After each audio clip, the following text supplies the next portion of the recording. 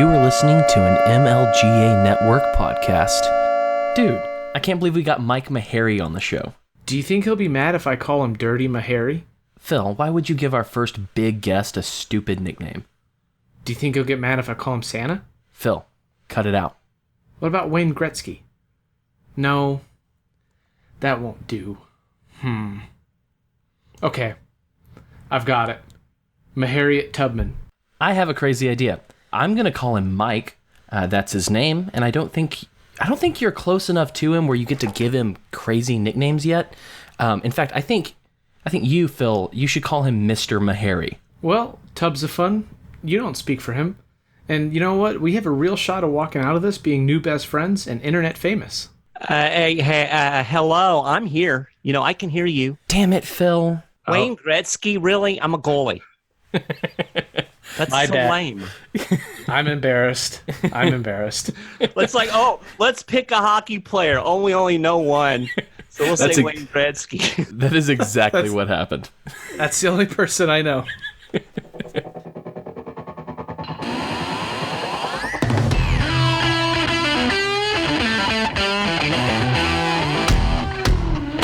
Welcome to Make Liberty Great Again, the best damn Liberty podcast that you've never heard of. Phil and I will be your guides as we peer into the ridiculous reality of our society and our government. Let's get to it. Thank you for tuning in today to Make Liberty Great Again, definitely not Santa edition. I'm your host, Cam Harless, and with me, as always, is my lovely co-host, Phil Padilla. And boy, do we have a special episode for you all today. This is our third interview episode, and we're very, very excited about it. Because it isn't Ryan Burgett. Exactly. Hi, Mike. Sorry again about all the silliness. Cam put me up to it, so just blame him. So the Santa thing, that really did annoy you. You know, I had the big beard. Well, not really that big a beard, but it was kind of big. I was like going toward the big beard, and then people started calling me Santa Claus. I was like, no, this ain't happening. I shaved that crap off. There was a couple of people called me Lysander Spooner. That was kind of cool. I kind of liked that vibe, but most people it was Santa, and I was like, no, I'm not going to. And then I don't know if y'all know Avens. She took a picture of me over at the Libertarian Convention thing in New Orleans. And it was a really, really good picture, but I looked like an old homeless dude. So emphasis on old. Well, let's just say you sound much younger than you look, so respect there. Great. First off, thanks for coming in and dealing, with our inanity. As you may or may not know, we do these chats occasionally in addition to our regular episodes, and we shoot for more of a conversational style rather than a straight interview, because I've heard a lot of straight interviews, and I prefer the gay ones. No, well, this isn't going to work then, because I only do straight interviews. Okay, good. Because we're not prepared for that, so it should be fun. Good. So I thought we negotiated with his agent to do a not straight interview. Well, I'm just hoping this goes in some fun directions. But we wanted to warm you up with a few basic questions, get you started. So here we go. What's your favorite color and why? What is my favorite color and why? Yeah. Do I have to have a reason? I mean, everybody? It helps. My favorite color is blue because it's the best color. Duh. That's my favorite color, and that's my reason too. Same for me. Yeah. Now, some people might say, oh, he's from Kentucky, so he likes blue because of the Kentucky Wildcats, and that's not true. Yeah, it's the Kentucky Bluegrass. Which is another misnomer. I've lived in this stupid state for pretty much about half of my life. I've never seen any frickin' bluegrass. It's not a thing. Where are you from originally, if not Kentucky? Well, I was born here, and I grew up here. And then when I graduated from college the first time, which was in 1992, to date me, I moved to Florida. So most of my adult life, like my 20s and 30s and up to about 40, I lived in Florida. Okay. And then I came back to Kentucky in 2008. And that's where I am now. But hopefully back to Florida soon. My wife's actually trying to get me to move to Florida. So, well, come on. It'll be party. All right. So here's our second warm-up question. Who would win in a fight? Mozart or Beethoven? Mozart would probably win because Beethoven would never hear it coming. Excellent reasoning. That's the best I've got. All right, this is Isn't our that last crazy question, though Mike. that Beethoven was deaf? I mean, think about that for a second. Think of the music That's crazy. in his deaf. That's amazing. It must have heightened his orchestrating skills. All right. Okay, so here's one that's kind of unorthodox, as if our other ones weren't already. What words would you say as a kid that you miss saying nowadays due to PC culture? Oh wow. There were probably a lot of words because I grew up in the 70s and 80s, so it was pretty much no holds barred. Oh, that sounds awesome. Yeah, I mean, and I had a potty mouth too. That's a dirty little secret that my mom never really knew. So, like, if she's listening to this podcast, the cat's out of the bag. But She's not. I won't tell her. we made a lot of gay jokes. I think the expression that was oft used was that's queer. That's so queer. Do you remember the game Smear the Queer? Oh yeah, absolutely. I remember that. Yeah, we played that. That would not go over well today. we played touch football in the street. So we did the whole thing where somebody had to watch and they yell car and everybody run out of the street, flip off the person drove by. Childhood was so different then. Now it's like we don't let kids out of the house because we're scared. But that's one more stuff. All right. I think we're warmed up. Yeah, thanks for having some fun. So what I wanted to do, I mean, we've said your name, but we haven't really introduced you properly yet. So I wanted to go ahead and do that. Today we've got Mike Maharrey on. And honestly, I was thinking about this before we did this, and I was like, I am not sure I could ever hope to remember everything that you do. I honestly think you're busier than Tom Woods. But I'm going to try to name all the things that you do off the top of my head. All right. Okay. You're the communications director at the 10th Amendment Center. You do a fair amount of live streams and videos. Mm-hmm. And you're like the guy that's on every podcast, apparently. There's Thoughts from My Hairy Head, Sports Ball, Godarchy, and Schiff Gold's Friday Gold Wrap. Am I missing anything?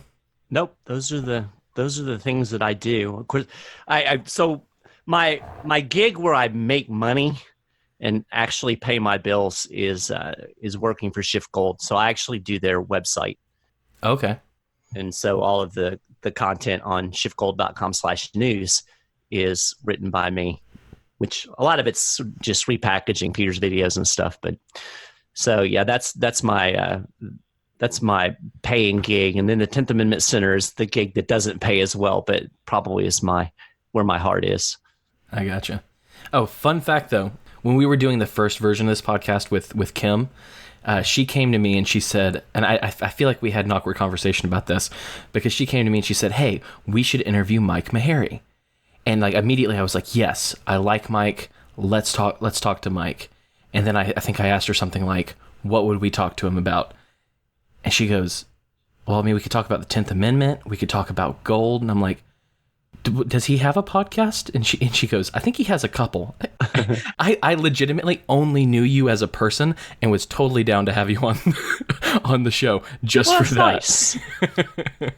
Yeah, I thought it was because she was like, do you know who he is? And I was like, he's Mike, who I talked to on Facebook. Right? Yeah. One of the faceless Facebook friends. Actually, my picture's on my Facebook now, but but that was so funny to me because she was like, you really didn't know who he was. I was like, I just knew him as a person, so I guess that's good. I guess that's good, yeah. Yeah.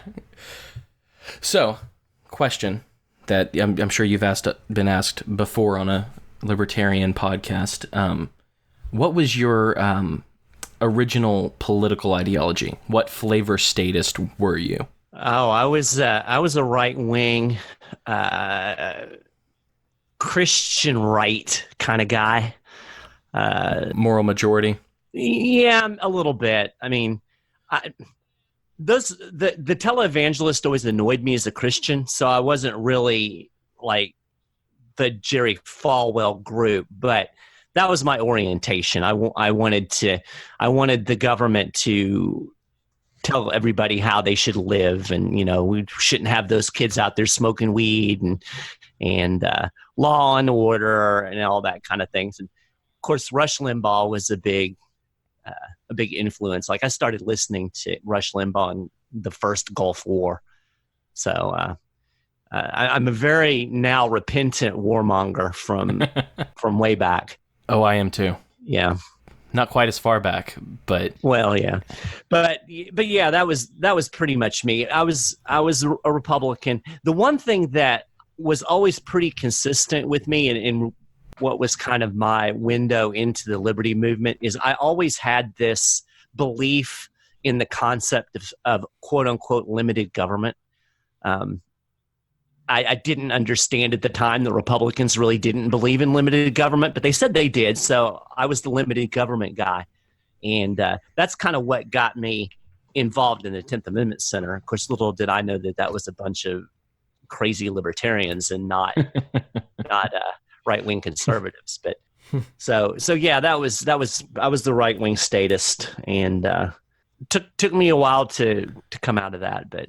And so it was the 10th Amendment Center and Michael Bolden that moved you in that direction? Yeah, absolutely. So I was I got politically involved during the Tea Party. Like a lot of people, I was concerned about Obama and the potential for government health care. Got that anyway. And I got caught up in that whole Tea Party thing and went to some rallies here in town. And the Tea Party was an interesting thing because it wasn't, especially early on, it wasn't homogeneous. Like, I think it got co-opted by the Republicans and it definitely did, conservatives. But here in Lexington, there were a lot of Ron Paul people in the Tea Party movement. So I got to know some people that at the time I didn't realize that they were as radical as I now know that they are. But I just felt like, at that point, my kids were starting to get into school age, and you start thinking about their future. And it was one of those deals where, like, I probably ought to do something more than hold a sign in the rain and vote. And so I started looking for ways to get involved. And I had just finished a journalism degree, and I've always enjoyed writing. And so I was kind of looking for a place I could plug in and do some writing. And over there at the 10th Amendment Center, they'll pretty much take anybody. So I filled out the volunteer form, and the next thing I knew, I was the national communications director. And from there, it was kind of a whirlwind experience. I think, what was pretty cool was that the people that I was surrounded with, especially early on, we were doing these Nullify Now events that were live events, and we did one in Philadelphia, we did one down in Austin, Texas, Jacksonville, Florida, just various places. And it was like a whole day of nullification and constitution. And Tom Woods was the keynote speaker at a lot of those events. So I got to know Tom, and you start absorbing stuff by osmosis.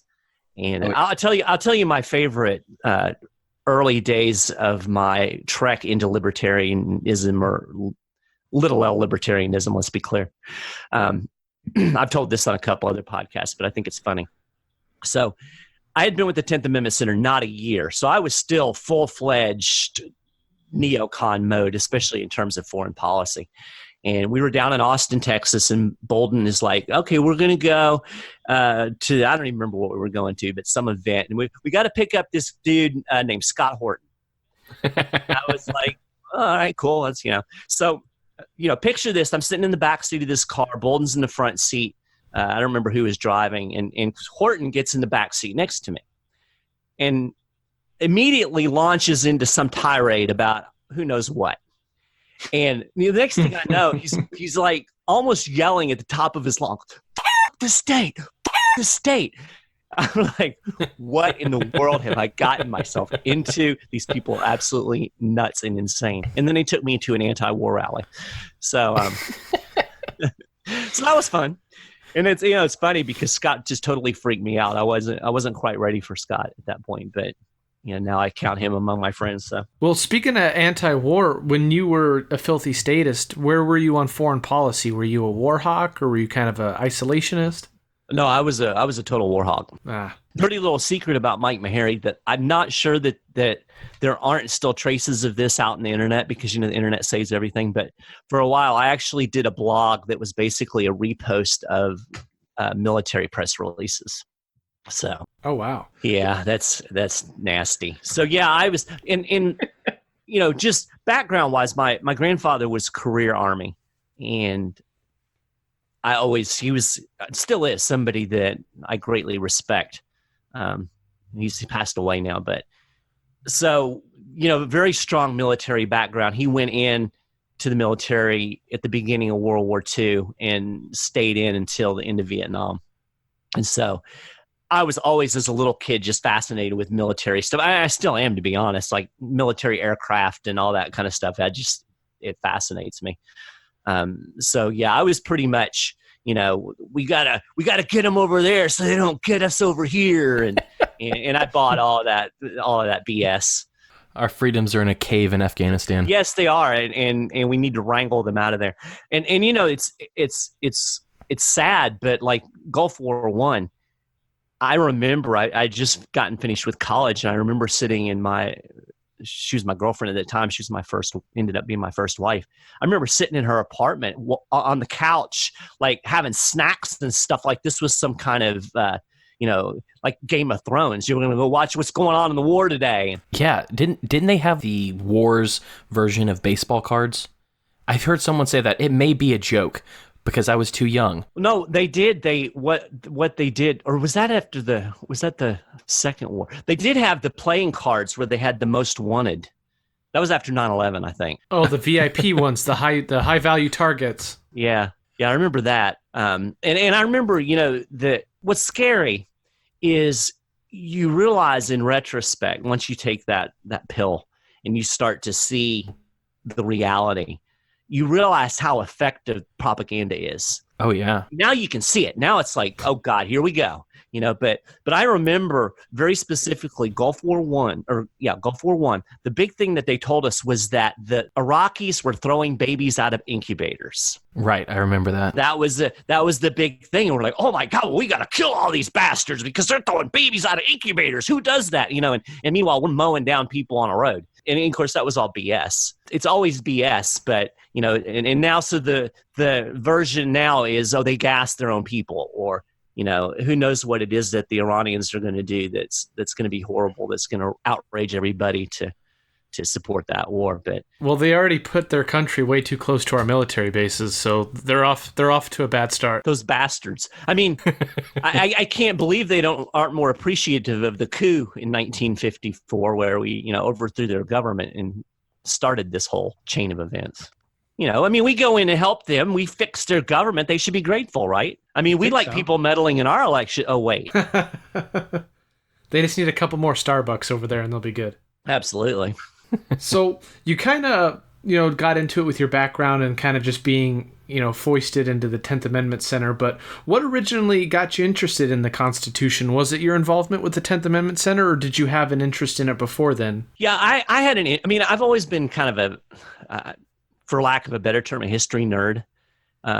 So I enjoy all aspects of history. Just, I find it fascinating. And like I said, there was this sense, and I was raised in that conservative environment where limited government is a good thing. And I was semi-literate enough about the Constitution to know that there were some things in there that purported to make our system limited government. And I understood the concept of the 10th Amendment, although not nearly as fully as I ended up. And so that was kind of the end. It's like, okay, we need limited government. We've got this Barack Obama fella in here, and he's doing all of these horrible things. And so we need him to follow the Constitution. And so that was kind of the end. And then when I actually started working with the 10th Amendment Center, and I learned about this idea of nullification, which I still think is one of the coolest things ever in the history of politics. And I realized what the Constitution was actually purported to mean, and how far and how quickly it drifted away from that.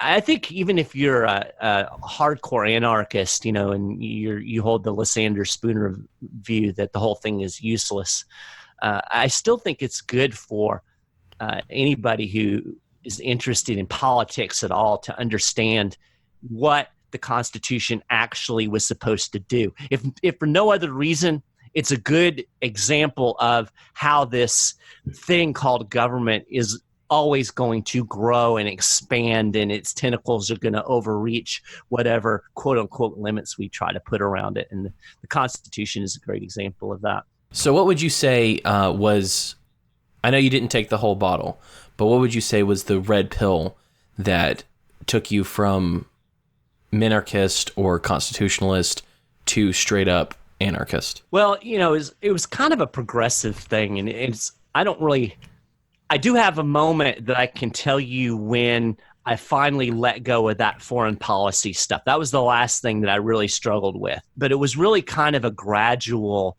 progression. I think the first thing was the ugly reality that Republicans are not limited government, because that was always, I was in that two-party left-right mindset. And so the Republicans were limited government and the Democrats were big government. And after about a year with the 10th Amendment Center, I was like, all of these people are big government. These Republicans don't mean it either.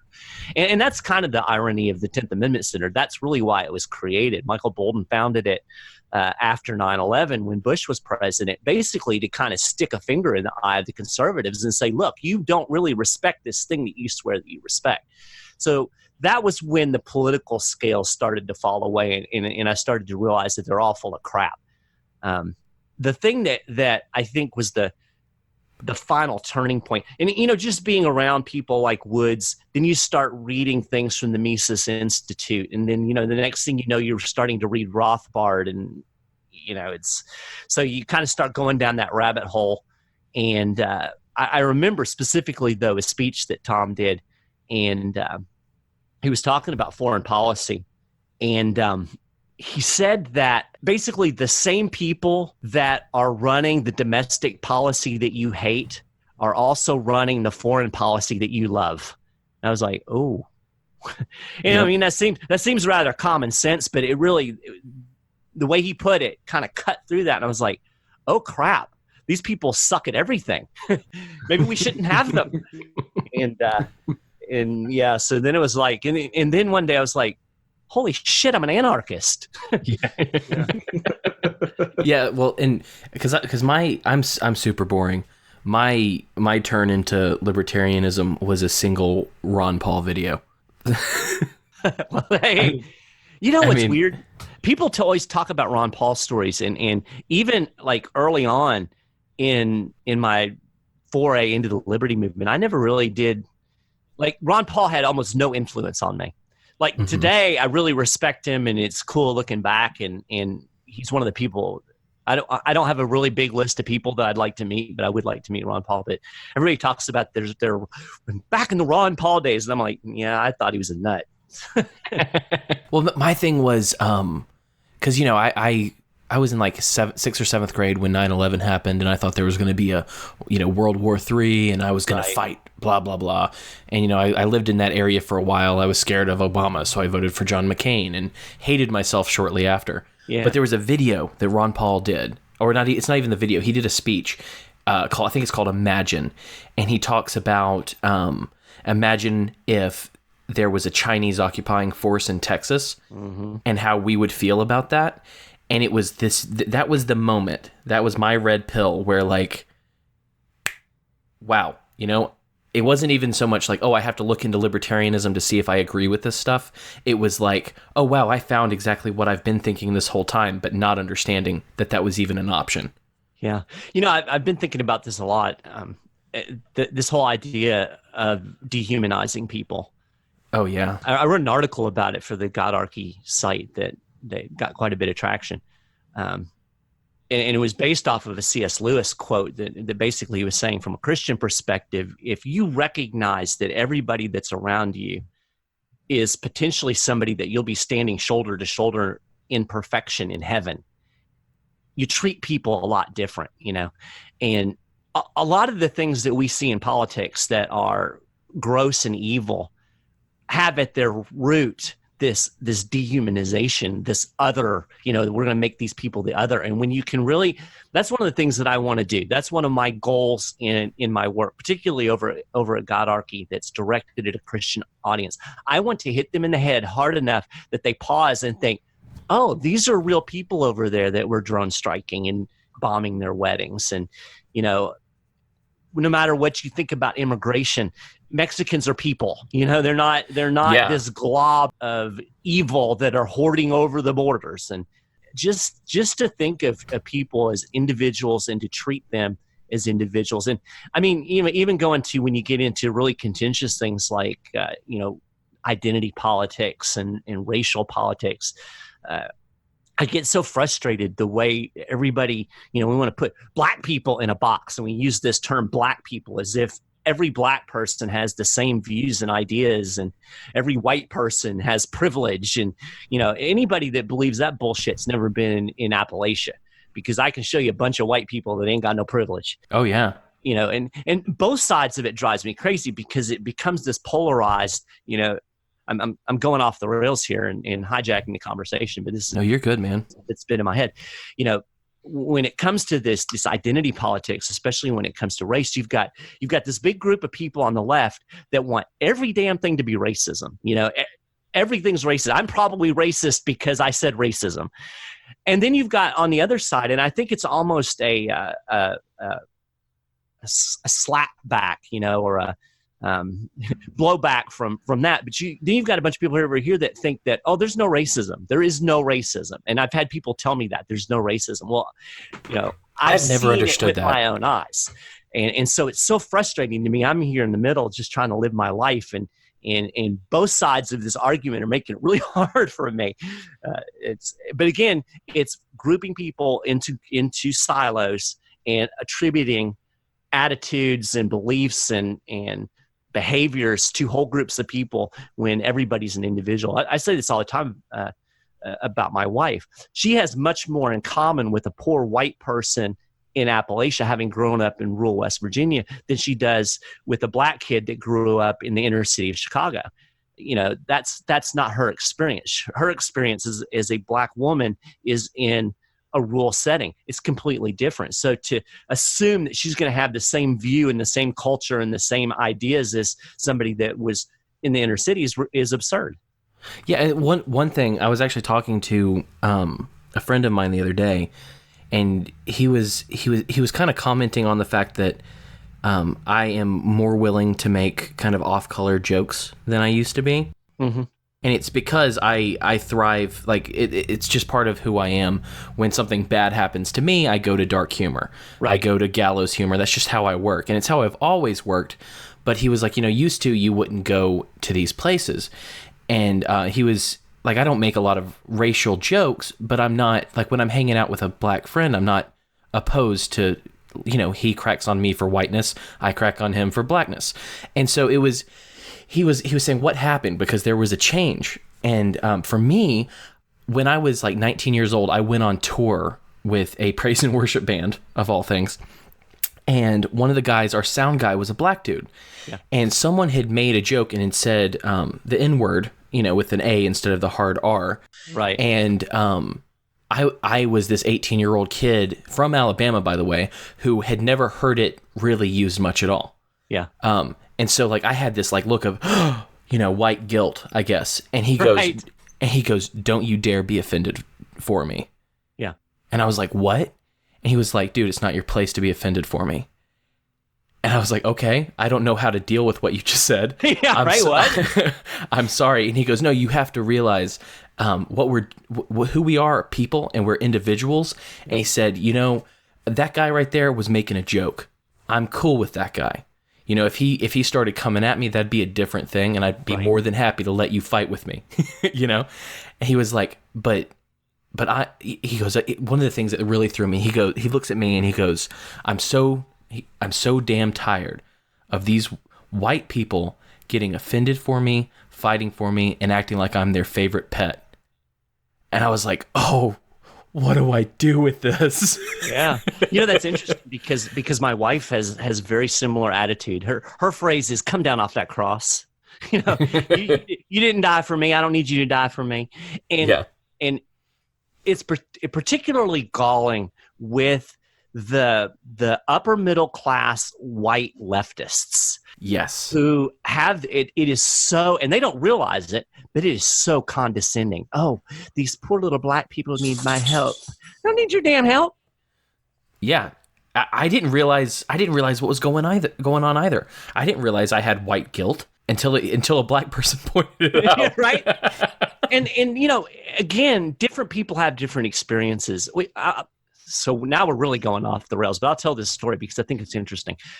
We just had one of these episodes here in Lexington, Kentucky, for those who don't know, where a prominent personality stuck his foot in his mouth on air. He made a joke about the princess's baby in relation to a monkey. Apparently, I think I heard about this. Yeah, well, so apparently some DJ in England had made the joke, and he had gotten fired. So Lee, who is a comedian, is on a local show, and he kind of flies by the seat of his pants. And he's making jokes about this DJ, and he said something like, well, this is my favorite DJ now, because he thought it was funny. He didn't realize the context. And he was like me.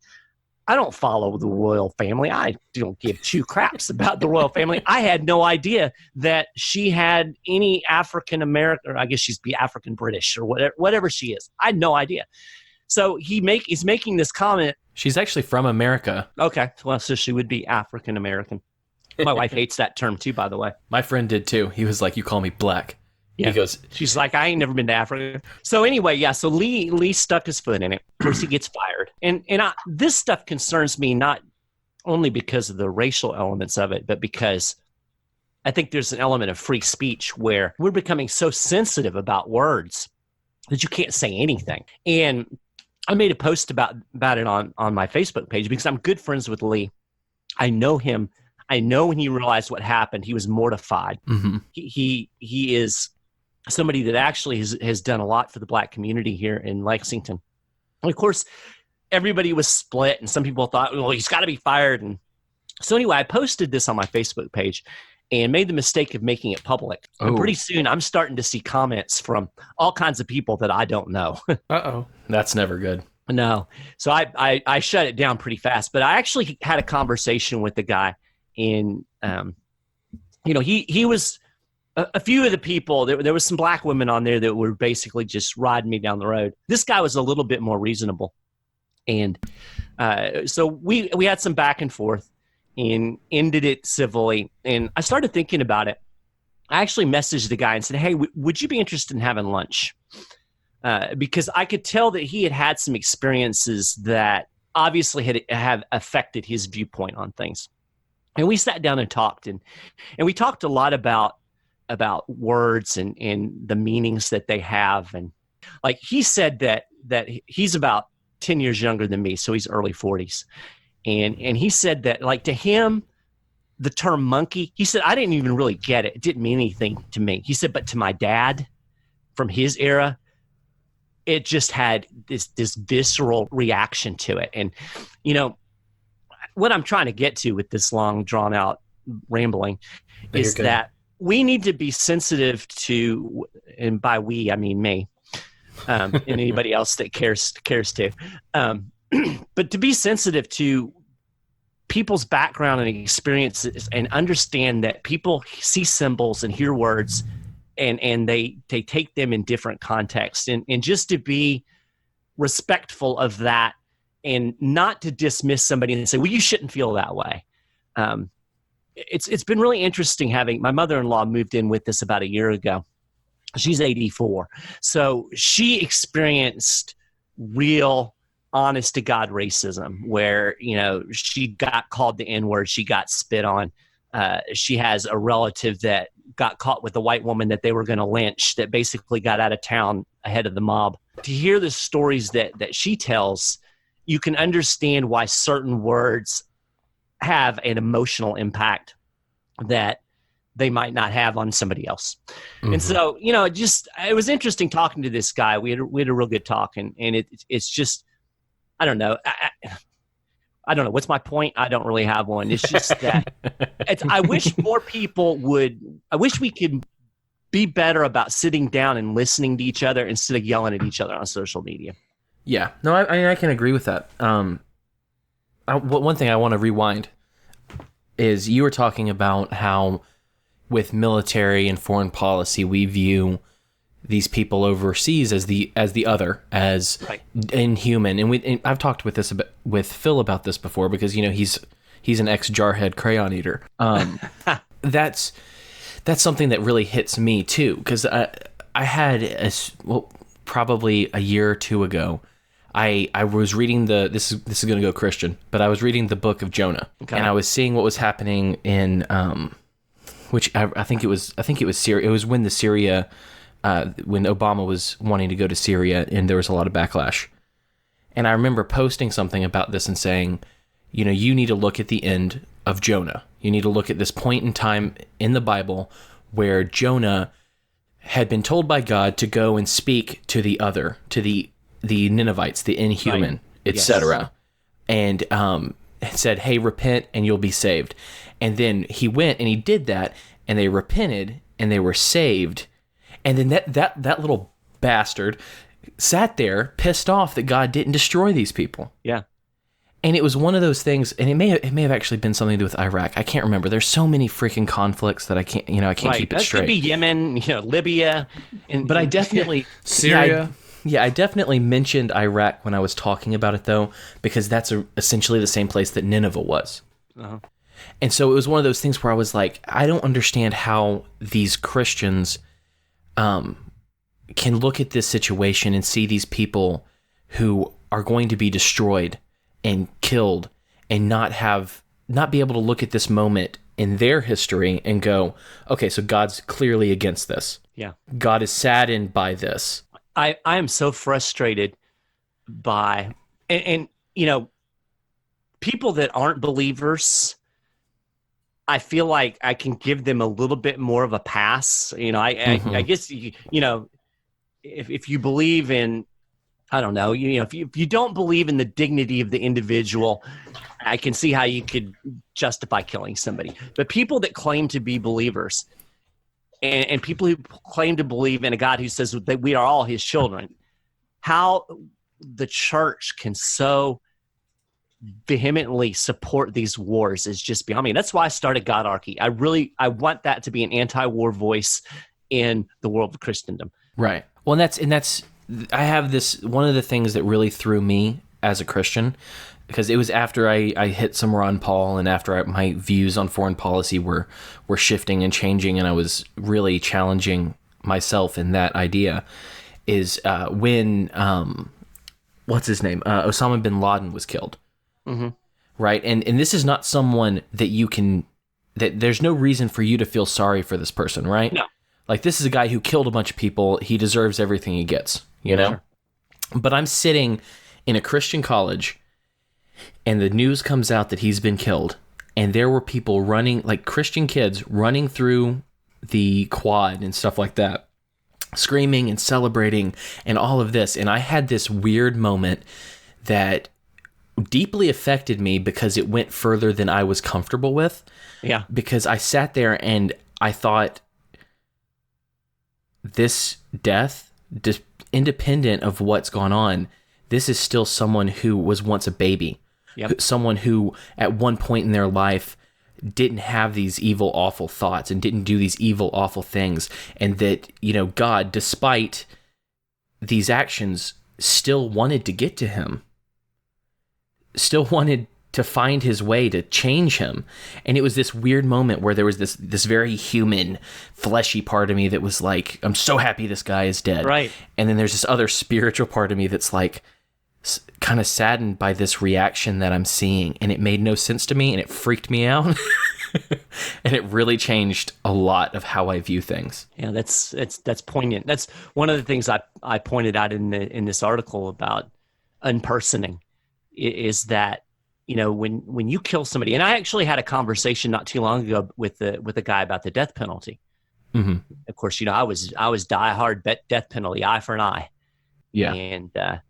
And the point that I tried to make to him, and he wasn't buying it, but and this is a believer, I said, when you execute that person, when the state executes that person, and never mind the whole thing about how bad the state is doing it. I'm not sure that we should be trusting it to dispense life or death justice. But setting that aside, let's say the guy is guilty and by all measures of justice deserves to die. The moment that you flip that switch or push that syringe, you have terminated that person's opportunity to ever repent, to ever make right with God. And we're taught that nobody is too far away from God, right? So how can you, I understand, lock the dude up, and then he got all pragmatic. Well, it costs a lot of money to keep people in jail, but the point being, and again, I'm talking to Christians here, but if you believe what Jesus taught, then you need to live what Jesus taught. And Jesus didn't teach all of this right-wing statism that's out there in terms of what we do with people's lives. And there's a U.S. senator. Was it Hunter? He's out in California. I think it's Hunter. Duncan Hunter? Yeah, Duncan Hunter. Did you see the comments that he made the other day about how he was an artillery officer and I'm certain that I killed all kinds of civilians and no big deal. I'm like, what a piece of garbage. Yeah, he just said it so nonchalantly, like it was almost cool that he did it. Yeah, it's like Phil and I were talking about in the last episode about his friend who was a Marine saying that the only reason he's voting for Trump in 2020 is because he pardoned Eddie Gallagher. Yeah. Or is thinking about pardoning him. And I don't like the blame the soldier stuff bothers me. Like you see some of the hardcore anarchists will really go hard after anybody that served in the military, and there was a little bit of that on the comments when I posted that article on the Godarchy page. In anybody's defense who runs a military, we are immersed in statism. We are victims, all of us, of this propaganda. We start saying that stupid Pledge of Allegiance from the time we're in preschool, and we're taught that all of our causes are just, and there's nothing better than to serve. And I mean, you put an 18-year-old and put a recruiter in front of him and promise him college, and well, hell, why not join? I mean, I wanted to be a Navy pilot. I thought about it too. I applied to ROTC. I don't like to blame the soldier. But when you have somebody that is so disconnected from what they have done, because most people, like my grandfather, I mentioned him, he served in the Army for, 42, 52, 62, almost 30 years. And he was very proud of his service. He was very proud that he was in the Army to the day he died. But there was also that part of him that understood what he wrestled with what he had done. He especially wrestled with Vietnam. Oh, yeah. In fact, Vietnam turned him into a very non-interventionist when it comes to – he was certainly no libertarian or anarchist, but he was definitely a non-interventionist because he had seen the impact and the fruitlessness of America's effort to turn Vietnam into some kind of American democratic paradise. So I can respect that. I can respect where he comes from, but I just can't respect somebody that has seen all of that and then is just completely unaffected by it. That boggles my mind. When we talked about the Eddie Gallagher thing originally, there's a Marine guy that comes into the place I work, and I was kind of saying, I kind of offhandedly said something about it, and because this was the person he killed was a wounded person who was being treated by a medic, and he killed him. And then he also apparently took out a sniper rifle on a couple of occasions and shot civilians. Yeah, he intentionally targeted civilians. Right. And so I'm disgusted by this. And this guy looks at me and he was like, "We're at war. We're always at war when we're over there. That's just how it works. I think you should get a pardon." Like, oh God. Well, and it's somebody on that that argument was one of the first comments when I posted that article on Godarchy. You know, somebody made that, well, you know, following orders, we're at war, blah, blah, blah. And the next comment was pretty poignant. They said, yeah, that's what every Nazi thought at Nuremberg. Yep. You know, and ultimately we are responsible as individuals, and we're all individualists here. We are individually responsible for the moral decisions that we make. You can't pass the buck. Somebody told me to. Well, you know, like my mom always said, you know, if somebody told you to jump off a high cliff, would you do it? And, you know, I was pretty dumb when I was 14. I probably would have. Yeah, and it's surprising just, you know, in my role as a police officer when I was in the military, it's surprising. It'll blow your mind how often you're actually told to do things that aren't, you know, by the books. Or, you know, they always say there's letter of the law, spirit of the law, and then that there's always, you know, you have your discretion and you do these things, but all these things that you're told to do that just don't make any sense. And, you know, you have this duty, for lack of a better word, that you're supposed to disobey unlawful orders, but it's just crazy how very few people actually do that. Like, for example, we had, when I was stationed in Yuma, kind of an armpit city here in Arizona, it's an air base, there was an augment, a person from another unit, sent to work with us because we didn't have enough people to man all of our stations. And he was a conscientious objector. So he got sent to us because he refused to deploy with his unit. And it was crazy seeing how, just in the bat of an eye, he was demonized, how everyone turned on him, and this, like you guys were saying, how he was dehumanized in the eyes of everyone else. He was the other. He wasn't one of us anymore. He didn't wear the same uniform as us anymore. He was just some piece of garbage that we all needed to spend, you know, as much time as possible mocking and ridiculing because he was viewed as a coward. Right, and that actually makes me think of Desmond Doss. Do you know Desmond Doss? No. I'm sure Mike does. No, I'm not familiar. There was a movie, I'm pretty sure Mel Gibson directed it, I can't remember, but it starred Andrew Garfield, and it was about Desmond Doss. And he was a conscientious objector that went to war. And while he was at war, I mean, he went to join the military, but he refused to have a gun. He refused to fight. He refused to do all sorts of things. But he decided what he was going to do was be a medic. And so there's a movie out there that you should definitely watch about it. But there was this one battle, and he was pulling people, like, you know, friend and enemy alike, pulling people out so that he could help them, so he could save them. And like, it's an incredible movie. And I'm gonna have to Google it so I can tell you what it's called. Hacksaw Ridge. Yes, Hacksaw Ridge. So good. And it's like that's the kind of person that I'm not a pacifist. I'm all about non-aggression, but my God, that's a person that I could look up to. Yeah. You know, I'm a believer that you're talking about that culture. I'm a believer in, well, when I was in school the first time, so I have an accounting degree. This is a little known fact about Mike Maharrey. Actually, I have an accounting degree. Is it you're a nerd? Degree. No, everybody knows that. That's not a secret. But so I took a lot of business classes, and I had a really, really good business management course that I took. And one of the things that I still remember from that, and this was my first foray through school, so it was a long time ago, but this whole idea of corporate culture and how various organizations, companies, they develop their own identity and their own culture and their own way of doing things, and new people that are brought into it are quickly pushed to conform to that culture. Mm-hmm. And I think that's very true, not just of companies and organizations, but also things like the military and government agencies and all of these things. They have these cultures, and it's very difficult for individuals, even people in leadership positions, to change the momentum of those things.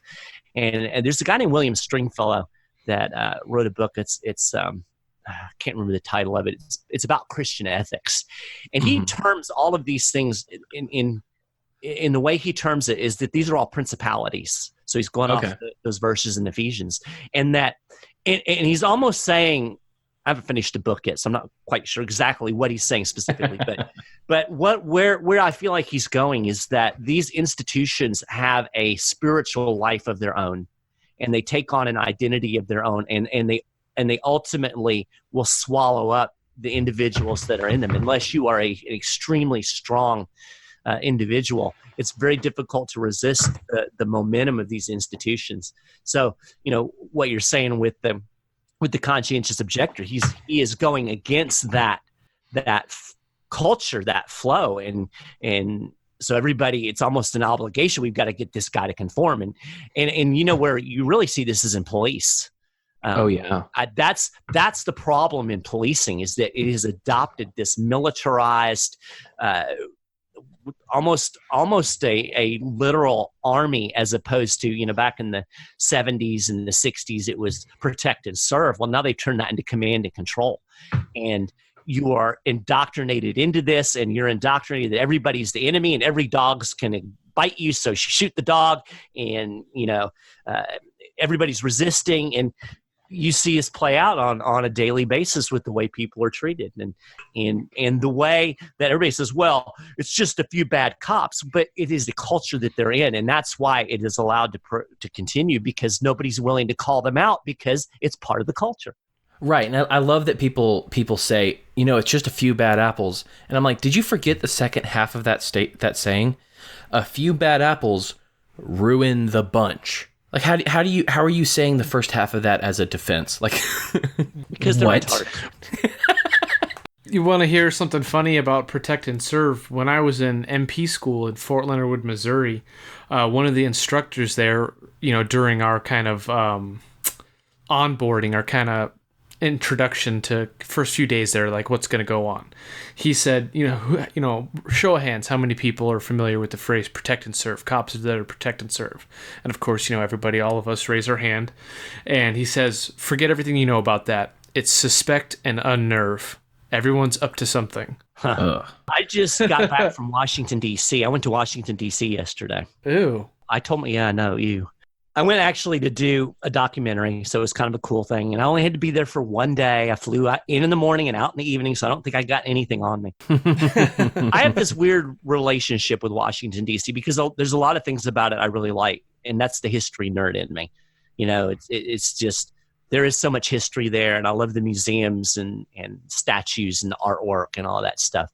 But there is a sense that it feels to me now, very oppressive, and in the sense of, I feel like everybody's watching me, and there's 657 million cops, and I just find that unnerving. And then on a side note, the TSA agent at Reagan touched my balls, and I did not like that. Can I say something that's been on my mind, and I've not been able to work it into our show just yet? I am so tired. The show went off the rails a long time ago. So. Well, here's the thing. Like, if I see one more libertarian argument that starts with a debt clock, I'm going to blow my brains out. I am so tired of pragmatic arguments that it's crazy. I don't know if I'm crazy for this, but I've moved full into moral arguments. Oh yeah, that's where I am. I'm not going to talk to you about how much this or that costs. I'm going to talk to you about that person who's dying, that person who's stolen from. Like, does that bother you as much as it bothers me, or am I just being sensitive? Well, I tell you where. No, I think you're dead on, and it's funny because I told somebody the other day, if you go look at the Godarchy website, which is godarchy.org, shameless plug. Oh, those are allowed. You'll see that I've written the same article like 500 times. I mean, it seems like every article that I write for that site is that government is violence, coercion, and force. If I can't do anything else, I want to make statists own the fact that what they're advocating is violence, coercion, and force. No matter what they're trying to do, no matter how great they think their program is, or how beneficial it is, or how you are advocating violence, coercion, and force. And that's exactly what you're saying. It's that moral argument. And, to take it a step away from our position and just going into the whole idea of the Constitution. I mean, you've got this Constitution that everybody says this is the rule of law, right? And yet all of the arguments that you hear in politics in the United States, nobody ever asks, is this constitutional? Right. The question is, it's that same, it's the debt clock, Is the tariff going to bring China to the table, or is the tariff going to, ruin the American economy? Well, the first question you should ask is, does the president have the authority to unilaterally lay a tariff? No, the answer is. But we just ignore all of that. So that's kind of what we do at the 10th Amendment Centers. We keep making these principled arguments based on the Constitution. And again, even if you're sitting there going, oh, here goes Maharrey with this stupid Constitution. It's not fit to exist. I get it. I've heard it before. You're not telling me anything I don't know. I think one of the things that we do effectively at the 10th Amendment Center that I think is important is we erode this idea that you really care about the Constitution. Again, it's making people – I want people to own the moral or the theoretical position that they're taking and quit deluding themselves that there's something else. Republican, you are not a limited government guy. Democrat, progressive, you are not on the moral high ground because you want to take my stuff and give it to somebody else. Warmonger, you're not protecting my freedoms, you're killing brown people. Make people own those positions that they're trying to take and wrap up in this status BS. Yeah, no, and that's what's kind of funny is like I've been in a lot of liberty groups. One of the ones that was actually really seminal to me was one called the Academy for the Study of Liberty. Mm-hmm. Which has Suzanne Sherman, and I don't know if you know Carl Jones, Dave Benner, like that. Carl Jones is actually a guy that worked with my dad. Oh, okay, I know Carl pretty well. Yeah, Carl's great. Benner's a bigger nerd than I am. I think he has more tattoos though. Oh yeah, he definitely has more tattoos. but that His entire back is covered with a tattoo. But that was one of the, like, Carl was one of the huge things for me, was because I was like, okay, I'm done with this crap. Can I be an anarchist? And he goes, you can be an anarcho-capitalist. And I was like, to Google I go. But right. But that was the thing. Like, I was in all these different liberty groups, and people just assumed because I could talk Constitution that I was a minarchist. Right. And that, and I don't really use the word anarchist just because, like semantically I have issues. And also it turns people off. So if I'm being absolutely clear, for me, I use the term patient monarchist because I'm living in a world that has a state, but I'm waiting for Christ to be king. Right. Kind of where I am. That's cool. I like that. But no, so everyone just thought I was this minarchist, and it was hilarious because the minarchists would come to me to fight the anarchists, and then the anarchists would come to me to fight the minarchists who weren't using the Constitution correctly. And I'm in the middle, and both sides would come to me. I'm like, you both are irritating me. Stop. Shut up.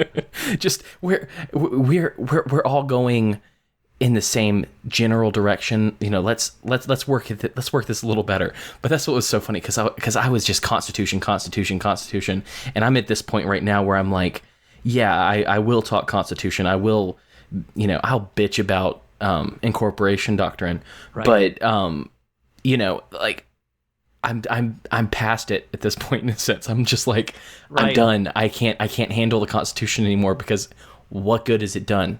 Yeah. And it's frustrating. For me, I feel like I have my feet in two worlds, like one foot in each world. And it's weird because I've gotten a boatload of friend requests over the last 6 months or so. And a lot of them are, so I get the anarchists who don't realize that I do the Constitution stuff. And then I get the Constitution people that don't realize I'm an anarchist. Yeah. And so it freaks both of them out.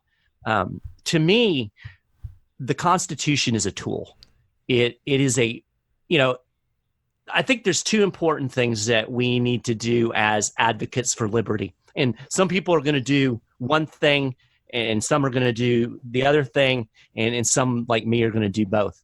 I think we need people who can articulate the principles, that can make those moral arguments that you're talking about. But we also live in a real world. And as Murray Rothbard said, parroting libertarian principles is not going to get you anywhere in the real world. That's a paraphrase. Yeah. It's actually a really good quote, much better than I just put it. I do the work at the 10th Amendment Center because that is one place that I see actual work that's being done that is helping to break down and attack the federal government, which The state, yeah. to me, I think the biggest threat to liberty is centralized power. Oh, yeah, absolutely. All government sucks. State governments suck. Local governments suck. My local government is suing me, so I can tell you how bad local governments suck. Centralized power is the most dangerous. So I want to decentralize it, just like I want the economy to be decentralized. I don't want Walmart to run groceries. I want not monopoly government. I don't want monopoly government. And that's what we're doing at the 10th Amendment Center. That's what we're doing with nullification. We're actually using state and local power and ultimately individual power to undermine this tendency toward consolidation. And the cool thing about nullification, too, is that in a subtle way, it teaches people that you don't have to bow down to the big authority, that it's okay to say no. One of my personal heroes is Rosa Parks. And I know some people get all, well, she was a blah, blah, okay, I get it. But the fact that the way she went about what she did, she refused to give up that seat. And yet she was willing to face the consequences. She didn't punch the driver. She didn't burn the bus. She stood her ground. She made her moral case, and then she went to jail. And her actions, symbolic though they were, and she wasn't the first person to not give up her seat, incidentally, but that sparked a movement that ultimately undermined Jim Crow. And I think in most cases, when the federal government does something, it's almost always following individuals and then local and then state action. Perfect example is weed. First off, people have been smoking weed forever, right? And then 1996, California legalizes medical marijuana, and the federal government cracked down so hard. You want to talk about some heroes. Those folks that endured the early days of medical marijuana when their dispensaries were getting shut down and people were getting hauled off to jail, and then they were reopening them 4 hours later. Those people had gets. I say this all the time. If the gun people had nearly the gonads of the weed people, we could nullify the federal gun laws with just like that. Federal government can't enforce all this crap. But the problem is that all the right wingers, we've got to wait for the Supreme Court to give us permission to utilize our rights. That's just stupid. So anyway, my point is that this whole process of nullification, it subtly undermines that idea of authority, and it says, you know what? Maybe the smaller body has a little bit of authority that it can exercise, or maybe the individual has some authority that he or she can exercise. So that's why I do what I do. It's not because I have any great reverence for the Constitution, although I think for what it was at its time, I think it was a pretty amazing advance. You look at some of the stuff that Jefferson wrote, and he was like almost there. He actually talked about in one of the letters he wrote, he talked about the fact that he wasn't quite certain that one generation could bind the next. So maybe we should have a new constitution like every 30 years.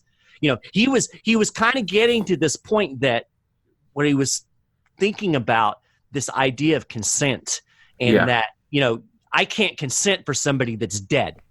And so you see these thinkers at that time, and considering where they came from, from the idea that the monarch is the end all be all, to this idea of government by consent, and then that government actually has limits. That was radical, that you're going to write down limits on government. So and it's like we got to that point, and then it just stopped. And it's like, come on, people, let's take that next step. And that nullification is one of my favorite concepts as well. I mean, it's funny because I'm from Alabama. I'm from Birmingham, and Alabama.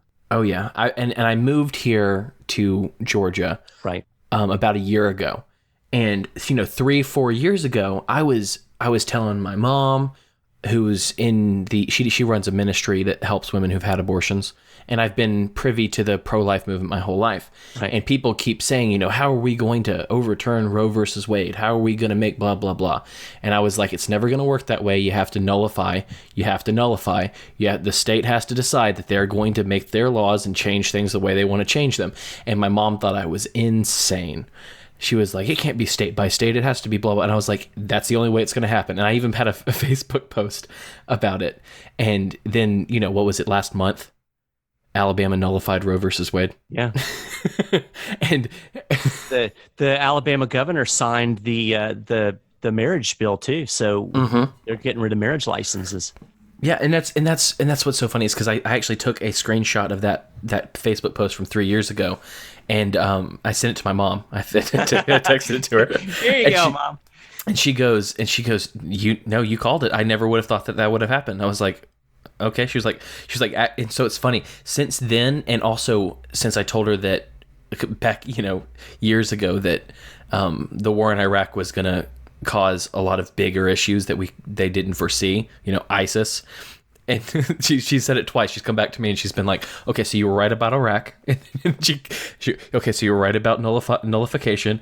And so then some other thing came up the other day and she was like, okay, I want your analysis on this. What has to happen? You're like your mom's Peter Schiff, So it was so funny because I was just like, I can't believe this is happening. Because my dad yelled at me about how much Iraq needed to be bombed and stuff. And I was like, no. Right. I was so mad. That's pretty wild. Yeah, I'll give you a perfect example of the way the federal government and the politicians follow the leader. Really cool issue was right to try. I don't know if you guys are familiar with that. Yeah. I mean, Donald Trump was for that, wasn't he? Yeah, he signed a national right to try. Of course, by the time the federal government got around to doing it, 40 states had already done it. And so it's just like weed. It's just like hemp. When the feds realize that something is out of their control, then they're going to rush in and do something and then try to take credit for it. Like, oh, look, we fixed this. No, you didn't. It was being fixed long before you voted into that. Yeah, on your white horse. Right, and that's the one thing the federal government's good at is saying, you know what? I know you have your laws that the Constitution says that you should be able to write and the freedoms that the Constitution says the states and the people have, but I'm going to ignore that because the 14th Amendment. Yeah. And that brings me into something that Cam was telling me about the other day, because I'm not too familiar with what's called the incorporation doctrine, and he told me a little bit about it and how the feds essentially use the 14th Amendment against the states, to get compliance. Right. But Cam's pretty dumb, and I don't trust what he says most of the time. So I was wondering if you can give a layman like myself maybe a breakdown of what that is, and if it's as awful as Cam told me it was. Yes, it's the most awful, horrible thing in the world. And unfortunately, there are a lot of libertarians, particularly in the LP, who particularly love the weed boys. Doctrine. Oh, surprising. Gun people like the incorporation doctrine too. So here's the rundown. We've got the Bill of Rights in the Constitution, right? Right. Now, the first thing that people get wrong, a lot of people, is that they think the Bill of Rights gives them rights. Well, that's absurd. The government doesn't give you rights. And the people who wrote the Bill of Rights didn't think that. The Bill of Rights should have been called a Bill of Restrictions. It restricts the actions of the government. It says, government, you shall not infringe on my right to free speech. You shall not infringe on my right to free religion. You shall not infringe on my privacy. You shall give me due process. Bill of Rights is a restriction on government. Right. The federal government. Right. Because I was getting ready to, that was my next step. What government? Well, if you look at the preamble to the Bill of Rights, and like 99% of Americans don't even realize the Bill of Rights has a preamble. But if you read the preamble to the Bill of Rights, it's very, very clear that it was a restriction on the federal government, which makes sense. The Constitution created the federal government. Therefore, any restrictions are going to apply to the government that it's attached to, and that's the federal government. And there is absolutely, I will say this emphatically, there is absolutely no founding era evidence that anybody ever thought the Bill of Rights was going to apply to the states.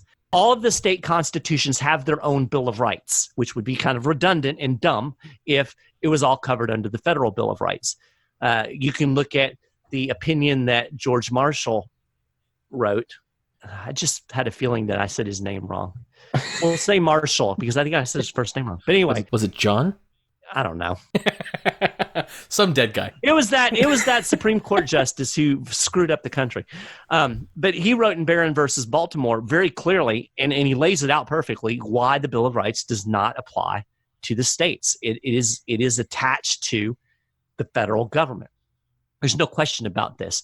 And it's interesting because if you go back and you look at the drafting of the Constitution, you look at the Philadelphia Convention, one of the things that James Madison pushed hard for was that the federal government should have a veto over state laws.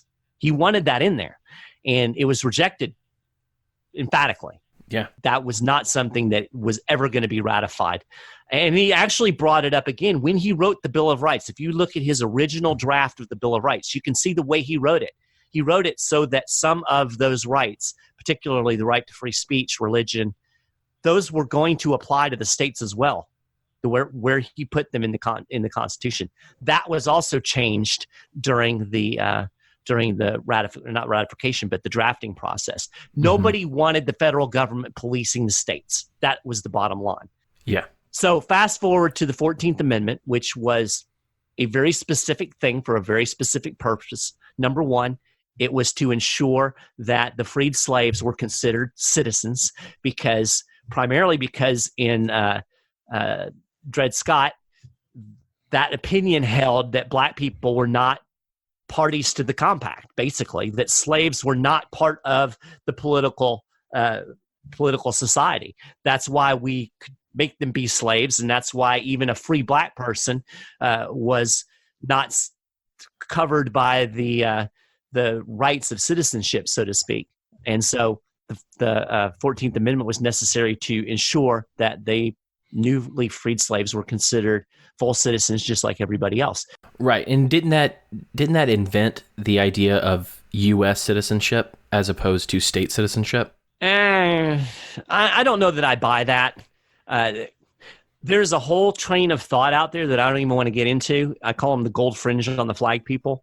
That will cite all of these statutes and all of this stuff and talk about, I don't know, that I think it's BS and not really practically useful. So I won't get into that. I think there was a conception of American citizenship. People were primarily citizens of their states. That's true.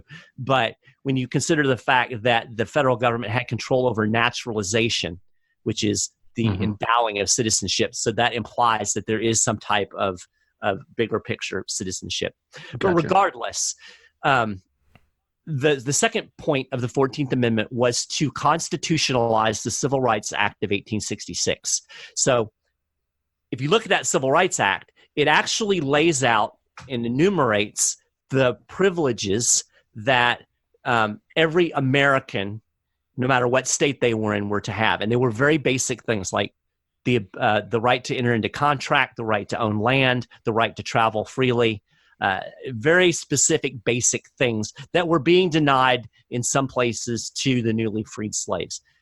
There was no sense that it was ever supposed to, for instance, have anything to do with who got to vote or desegregation of schools. I mean, that was absurd. Washington, D.C. had segregated schools at the same time that the 14th Amendment was being ratified. So it clearly wasn't supposed to desegregate schools. I mean, it's just common sense. So long and short of it is the 14th Amendment was not ever meant to apply the Bill of Rights to the states. That's very clear if you look at the drafting and ratification.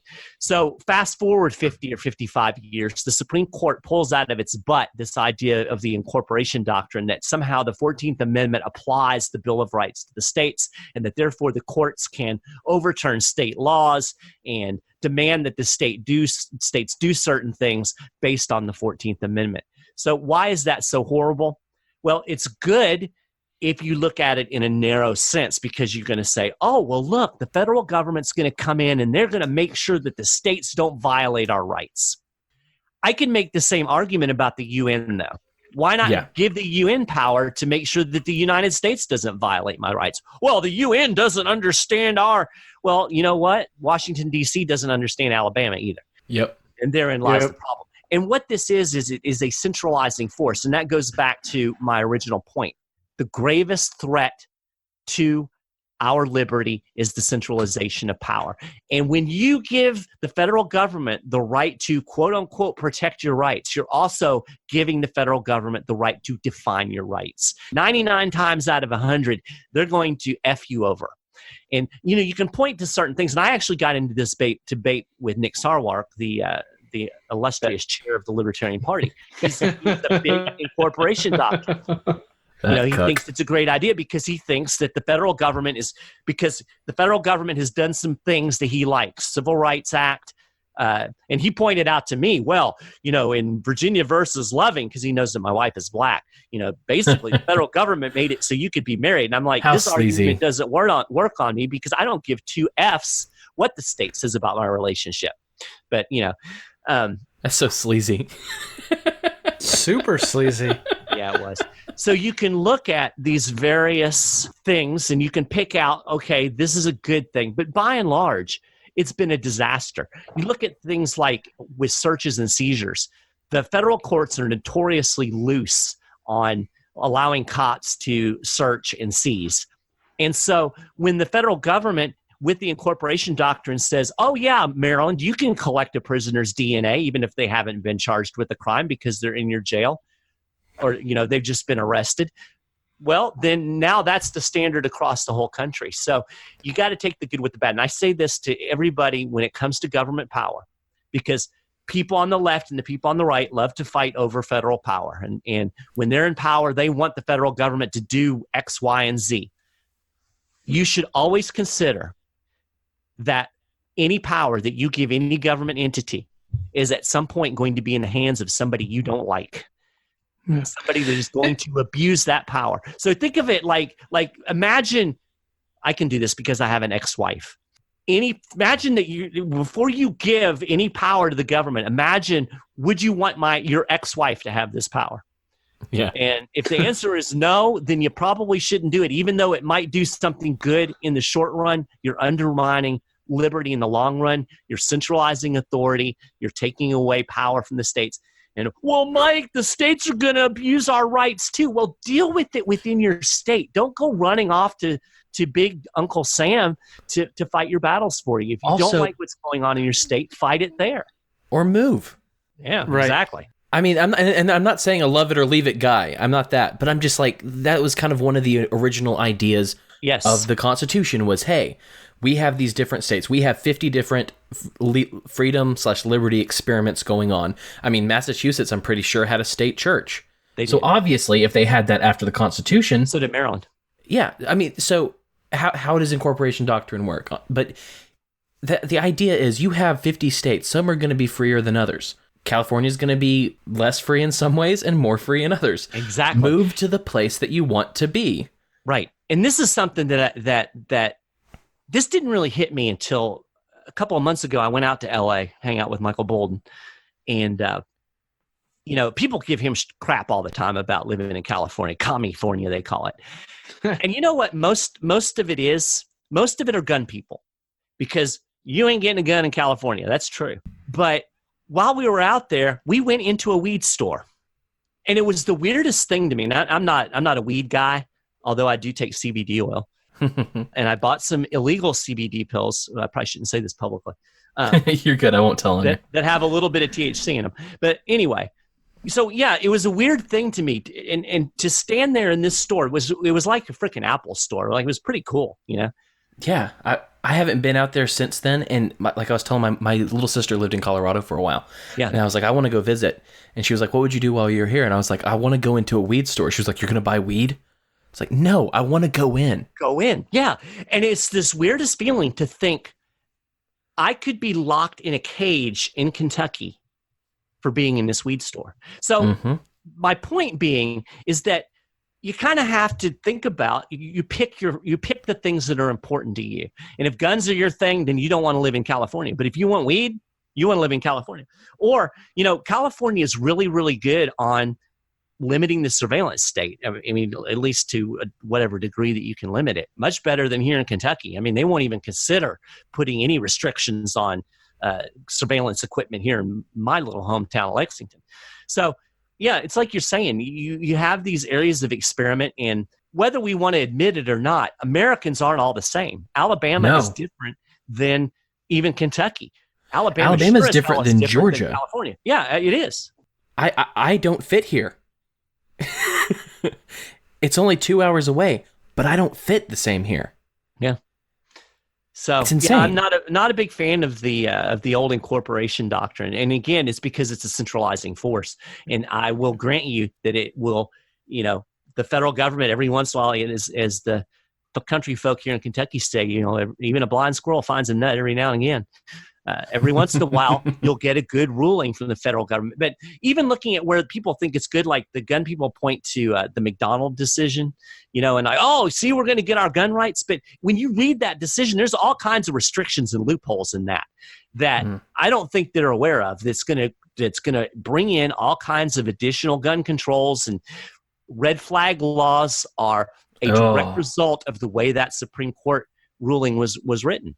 So, you got to take the good with the bad, and like I said, if the federal government's involved, in my opinion, it's always bad. So, and since you mentioned it, I don't want to keep you too late because we know you're an old man and you need your sleep. All right, I gotta get to bed. But I would like if you can do just kind of a brief. I want to know why you hate surveillance so much and why you're fighting your city.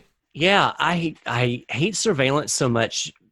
Actually, the thing that I hate the most is the TSA. Yeah, which really has security nothing to do with theater. But I just wanted to mention that, and really in the big scheme of things, the TSA is probably not the biggest problem facing America. It's not the biggest threat to our liberty, but it's so damn in your face. Yeah, it's such a obvious violation of the Fourth Amendment, and it's so in your face, and they do it with such smugness and condescension. And then, having worked in the airline industry, I can tell you emphatically that it is absolutely useless when it comes to actually creating security. Right. It's just security theater. Yeah. It's to make people feel safer. Well, you can't provide security when you're stealing from people. That's all they do. Right? Or grab your nuts. But anyway, so the surveillance thing, I think that it's such a big deal to me because that was one of the first policy areas with the 10th Amendment Center that I really immersed myself in. And, we did the off now thing several years ago now, when Snowden came out with his revelations, we were looking, how can we at a state level undermine the surveillance state? So I really got into that, and I started going down the wormhole of reading and studying what was going on with surveillance technology. And when you start reading this stuff, it's easy to not realize it's there. And then once you realize it's there, it starts to creep you out and you become really bizarre and paranoid. Yeah. I just went down that wormhole. And when you realize that, police departments have these devices that can lock onto every cell phone within a geographical area and track the location and download information off of those phones without you ever knowing it. When you realize that they can track your movements with facial recognition, when you realize that the federal government has a huge database of license plate numbers where they can connect dates and times that you've been in certain places. And then you start to see and hear the actual impact that happens. And I'll give you an example of this. I think it was out in Kansas. There was this guy that he went to a store. He was in a relatively rural area, and he went to the store that sold like grow lights and all that kind of stuff. So it was a store where a lot of people that grew marijuana would get their gear to do these indoor grows. So this guy goes there, and they had set up an automatic license plate reader, and they were scanning every license plate that came in and out of that store. So he gets in the database, and they do some more searching, and they connect him with some guy that he had maybe some relationship with somehow. I don't remember all of the little coincidental things that they put together. But long story short, one night he's laying in his bed, and all of a sudden there are armed police officers crashing down his door, getting his wife and kids at gunpoint on the floor, terrorizing him. His wife is totally freaking out. He's totally freaking out. Cops tear his house apart, go down in the basement and find his tomato grow. This stuff has real impact on real people. And then you start realizing that when you start doing some study, the way they use surveillance on people like Martin Luther King or Black Lives Matter or Tea Party groups, no matter what you think about their politics, the way that the surveillance state was used, anti-war movement, all of those people were surveilled and tracked. And, it's just, to me, privacy is one of those fundamental rights. It's part of, if you believe in self-ownership, privacy is a fundamental part of self-ownership. I own myself, I own my thoughts, and I own my actions, and nobody else has the right to know what I'm doing. And you get these bizarre arguments, people, well, if you don't have anything to hide, then you've got nothing to fear. Oh, that just drives me crazy. Well, and it makes no sense when there are, over 10,000 federal laws that they could nab you for? Yeah, and there's no way you know any of those? And even more fundamentally, and I've done, since the city has sued me, and for people who don't know, that little saga, I basically, long story short, I did an open records request to find out about some surveillance technology here in my town, and they don't want to give it up, so they sued me. How does that work? How do they sue you for asking for information? Well, it's a stupid law. It's the way that the open records law is written in the state of Kentucky, and not to get too deep into the weeds, but basically if you make an open records request and the entity denies it, then the process is I can appeal that to the state attorney general. So the appeal goes to the attorney general's office. They review it. They have a whole department that's like open records law, and they write these opinions. And so I did that, and the attorney general agreed with me that these documents should be turned over. But the way the statute is written, if either party disagrees with the attorney general, then they can sue to keep the records from being presented, or to if I had been denied, I could have sued to get the police to do it, so it takes it to the courts. But you can't sue the attorney general who issued the opinion. You have to sue the other party. That's just the way the law is written. It's just stupid. And of course, government agencies use that as a chilling effect, because they know that when a constable comes and bangs on Mike Maharrey's door at 8 o'clock at night and serves him with papers, and he reads those papers and he's reading, "You're going to pay the city's court costs," it's like, holy crap, what have I gotten myself into? I don't have any money. I'm not a lawyer. I can't fight this. So they know that in 99 out of 100 cases, unless it's like a big media organization, the person's just going to drop it. They can't fight it. So they get to keep their documents secret. And luckily for me, I'm stubborn. Well, I don't know if that's lucky. Unluckily for them, I'm stubborn and happen to have enough connections where I was able to get the ACLU to represent me. So we actually have oral arguments in the Court of Appeals tomorrow. Oh, wow. Yeah, so we've gone all the way to that level. But so what was the point of that? I don't know, because I was going somewhere with that, with the broader picture of surveillance. Yeah, you talked about TSA and we talked. You hate surveillance. I hate surveillance. That's and you realize that all that I'm asking for is oversight and accountability. I mean, I'm not even going the radical, you shouldn't have this stuff police, which, quite frankly, I don't think they should. But, even being generous and saying, yes, the public persona, yes, there are legitimate law enforcement uses for this technology, but for God's sake, we should at least know that they have it, and they should at least have a plan for using it, and they should at least have some criteria where they can't just willy-nilly, share this data and store it in these databases forever and ever. Right. And even without that, I can't tell you how paranoid I am these days, because I see cameras every now and then, but I'm paranoid of human beings at this point.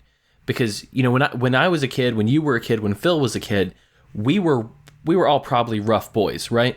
Yeah. We all had bruises. Yeah. We all had this. We all had that. No problem. People were like, oh, a boy was playing. Like, at this point, I'm scared to take my kids to church half the time. Yeah. Because they'll see these bruises that they give each other, or fall and do something adventurous, and I'm like, they're gonna tell the state, and the state's gonna take my kids away. Yeah, it's funny because I've got a huge bruise on my arm from a hockey puck, and I had that thought the other day. Somebody gonna look at that and think my wife is beating me, or. Yeah, I mean, like, I'm paranoid now because, and part of it's because we went to Target. And my middle son was screaming, and you know how, like, with a kid, you might, like, barely tap their lips when they're screaming, be like, come on, hush now. Yeah. Like, nothing violent or anything. This woman brought the security guard, and she goes, I saw you abusing that child. Oh, my gosh. And I said, what are you talking about? And she said, you grabbed his mouth and pulled his head back. And I was like, literally none of that happened. Yeah. And so the security guard, thank God for private security, walks after she just got him so she could yell at me without consequence. Right. And so he tells her, keep going, I'll talk to him. And he goes, I don't know what happened. I doubt what she said happened. But, if you have to discipline your kid, I mean, go to the bathroom, take him out to the car. If you have to spank him, that's fine. But, right. And I was like, dude, I appreciate that. But still, I didn't do anything. And he goes, yeah, I don't right. think you, he goes, I don't think you did. But, he goes, you know how bitches are.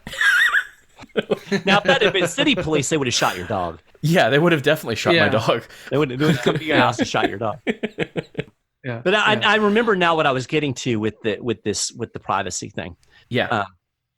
So being involved in this lawsuit, I've done a lot of radio shows, I've done a lot of interviews, and so I've dealt with this if you've got nothing to hide, you've got nothing to fear mantra a lot. I mean, that's the go-to argument. And it's kind of funny because I've been doing this for a while now. People say it to me, and it's like it's almost like they think, I got him. He's never heard this angle before. But this is my return. It's like, dude, why do you have curtains on your windows? Yeah. Why do you lock your door? Why do you lock your door? Yeah. And then the other thing, I've done this on a number of radio shows. Yeah. Nobody's ever taken me up on this, but I've every time I've ever done a radio interview and that's come up, I've said, I'll tell you what, I will make this offer to everybody that's out there. Send me the past year of your internet browsing history. Don't delete anything. You can get that information, email it to me, and I'll post it on my website. And to this day, I've not gotten one person that's ever sent me their web browser. Oh, you don't say. If they've got nothing to hide. Yeah. If you got nothing to hide, you got nothing to fear. And that really is the point. Like I said, privacy is a very fundamental thing that we all inherently believe in. It's why we go to the bathroom in little stalls. It's like I said, why we have curtains on our windows. That's why we wear clothes. It's not that I'm doing something bad, but I don't want you overhearing my personal conversations. It's none of your damn business. And you take that a step farther, and it's like you said, people will misconstrue and make assumptions. And when the government is involved, then there's guns involved. And Glenn Greenwald did a fantastic TED Talk on privacy. And one of the things he said is that when you say I have nothing to hide, what you're saying is you're making yourself so passive and so conformed to what the government expects from you that you don't even care that the government's watching you all the time. That is not a very strong kind of human being. That's not a person that you want to be. And that's like, that's pretty profound, because we all like to think, oh yeah, we're tough individuals. No, you're a bunch of damn bootlickers, Yeah. Mm-hmm. To be blunt and use I don't like calling people that or calling people sheeple, but some of those. I just hate sheeple. Like it's just a dumb word. Yeah, I hate that. Like, I also hate the word bullcorn, Phil. Okay, listen, let's get back to the show. Come on. What was that word? Bullcorn. I don't even know what that is. What is that? That's a thing. It's instead of saying BS, we like to say bullcorn. No, we don't like to say it. I was going to say we don't say that in Kentucky. I say it. He's trying to get me to say bull shark, and I'm not buying it. Okay. Meanwhile, back at the ranch. Yeah, now that Cam's ruined the episode. Yeah, this was going pretty good until then. Now it's lame. Hey, it's totally lame. I had a good laugh, and that's all that's important to me. Well, there you go. All right. The moral of the story is I hate surveillance because it's invasive, and we're people that own ourselves, and therefore government doesn't have any business poking into what we're doing. Oh, I agree. At the least, get a damn warrant. Yeah, and even then I have issues. No, yeah, I actually just wrote an article about how here's something that'll creep you out. They're doing these things, they call them geofence warrants. Oh, what they'll do is they'll go to a service provider, and they'll basically draw a line on a map, like an area in a map where there was a crime, and they will get all of the electronic devices that pass through that area for within a certain amount of time. So basically, everybody that's in that within that geofence becomes a suspect. Oh wow! Oh, that's awful. And there are judges signing off on these warrants. Oh, that's oh god. Which is funny because I got in this debate on. I have a little Facebook page for the activism work in Lexington. It's called We See You Watching Lexington, and some cop got on there and he was like, "You shouldn't be worried about this because the judges will protect you." What? Yeah, the judges are going to protect me. I'm like, cop. They're just going to rubber stamp the warrants and then on to the next one. What is he talking about? I mean, I think having a warrant requirement is better than not having a warrant requirement, certainly. But right, but a judge isn't a bulletproof vest. No, not in this day and age. But anyway. All right, I think we did well. I think this is good, Mike. I'm glad we had you on. You're definitely better than Ryan. Now, let's not. I've had Ryan on the Godarchy podcast, and it was a good discussion. No, we love him. We wouldn't have had him for the first 2 chats that we had if we didn't. You had him for 2? Yeah, we did, because we did one with him about techno-agorism, and then we had him come on to talk to us because I had a couple people be like, "What about you? Where'd you come from?" kind of thing. So we're like, techno-agorism. Talk about nerdy. Hey, I made up. What's funny is his show, Techno-Agorist, it didn't exist until I titled my episode that. That's awesome. But yeah, I have one question. I've heard of the Tom Woods bump. I've heard of the Colbert bump. The Rogan bump. Do you think there's a Maharrey bump? I'm pretty certain there's not. Okay, so here's the funny thing. Most people like I've gone to a number of events. Most of the stuff event type stuff I've gone to is with the 10th Amendment Center, and I've gone to a lot of stuff with Michael Bolden. And basically, most people know me as, "Oh, you're that dude that works with Michael Bolden." So if you want a bump, you need to get Bolden on the show. There's your bump, because I'm just basically his second fiddle. Oh yeah, and we'd be happy with that, but we like you better. So well, and he's hard to get a hold of. I'm sure he is. He doesn't like do media, and you don't want. It's hard to get him to do anything live because he didn't want to leave LA. Like, he didn't even like to leave his neighborhood. He's the biggest homebody in the whole world. But man, if I lived in his neighborhood, I don't know that I want to leave either, because the amount and types of food that are available within like 5 blocks of his apartment are like insane. So there's another advantage to California, man, if you like to eat. Oh yeah, I've been out there once. If you go out there again, I highly recommend going to what's it called? It's like it's not the Death Museum. It's like psychology, the Museum of Death or something. It's a Scientology front. Oh. And you go through, and they blame psychiatry on everything. I know a lot about Scientology. Oh, do you? I do. I lived in Clearwater, Florida, which is their quote unquote spiritual headquarters. So yeah, I talk to those people all the time. Yeah, okay. It's called Psychiatry, an Industry of Death, and it's absolutely fascinating, because you go through and they literally blame everything on psychiatry and psychotropic drugs. Like 9/11 is blamed on psychiatry.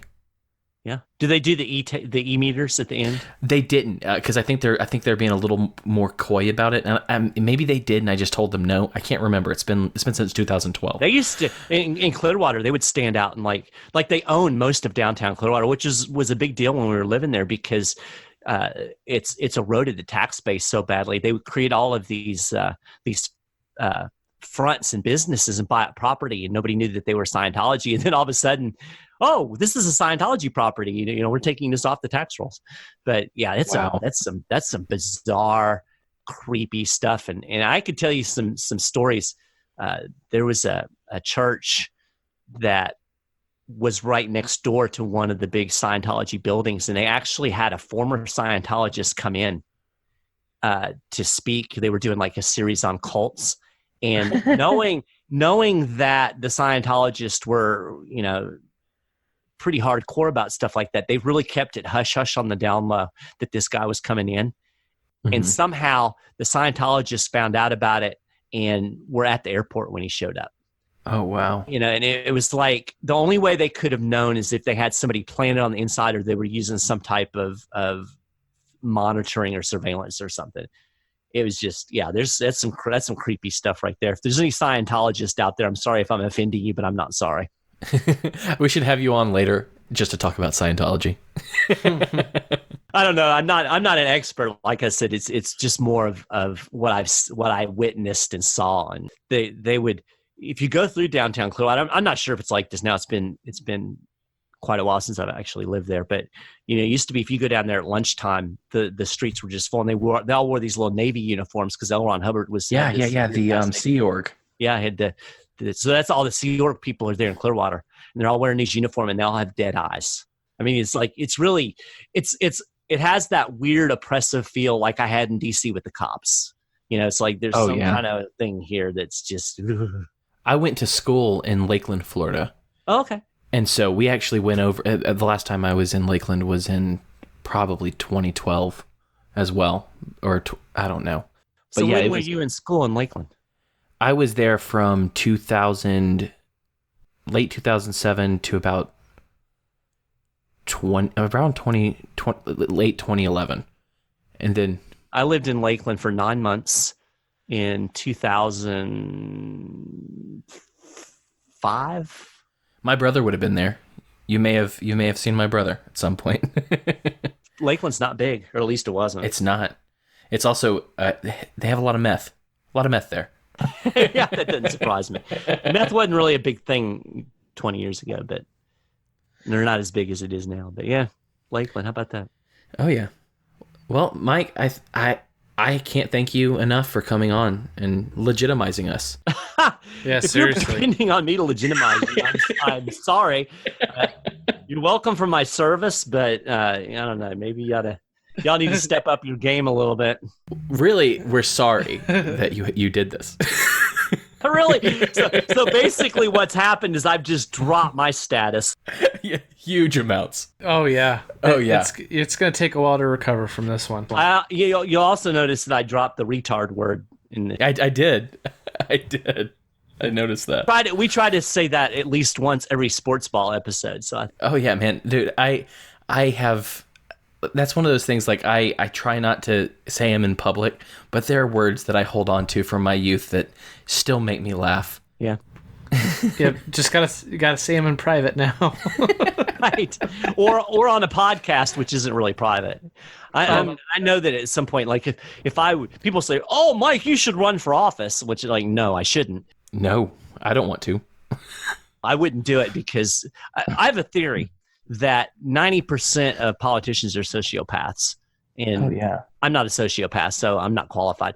But people started digging around in stuff that I've said and not so much done. I've not really done a whole lot of stuff that's really bad, but I've certainly said a lot of stuff that'd be like, I'd get unpersoned and banned from things. And oh yeah, no, I would too. I don't really tie any of what I do to work. Like, if you go on the internet anywhere and search my name, you will not see where I work. Yeah. Well, I had to do that for a while too when I was worked in journalism. I worked for about 5 years for a TV station here in Lexington, and I never referenced that I worked there for that very reason. Oh, Plus, I'm supposed to be an unbiased journalist.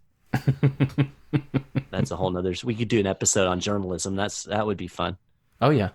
Dude, anytime you want to come back, we're ready.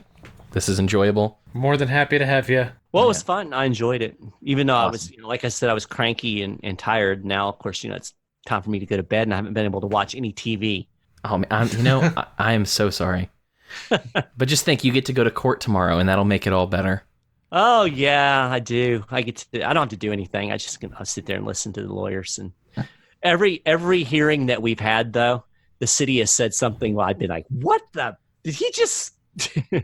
So I'm sure they'll say something that's asinine and absurd. And when this is all over, things that I know that I've not made public will come out, and it'll be fun. So. Oh yeah, definitely let us know when that happens. Yeah, I'll just give you a hint.